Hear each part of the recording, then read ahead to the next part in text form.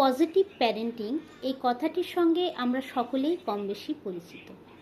এই positive parenting কী, তা কি আমাদের সত্যি শেখার দরকার? এই বিষয় নিয়েই আমি আজকে একটু আলোচনা করব।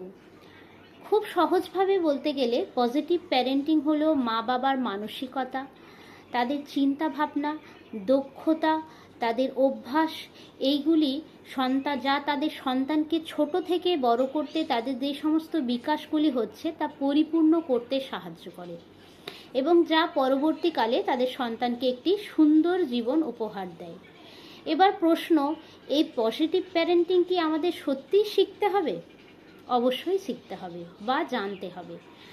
এখন বর্তমান সময়ে দেখবেন বাচ্চারা অনেক বেশি দুরন্ত বা অনেক বেশি জেদ করে, রেগে যায়, কথা শোনে না, পড়াশোনায় অমনোযোগী, তারা কোনো কাজ সঠিকভাবে করে না।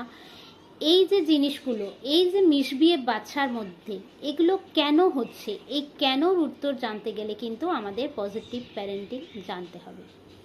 বা এই মিসবিহেভগুলি বাচ্চা যাতে না করে সেজন্য আমরা তাদের সাথে কি আচরণ করব, বাড়িতে কি ধরনের পরিবেশ তৈরি করব, এই বিষয়গুলি জানতে গেলে আমাদের পজিটিভ প্যারেন্টিং জানতে হবে। এরকম আরও তথ্য পাওয়ার জন্য আপনারা আমাকে ফলো করুন। অবশ্যই আমি পরবর্তীকালে চেষ্টা করব প্যারেন্টিং নিয়ে আরও কিছু তথ্য তুলে ধরার।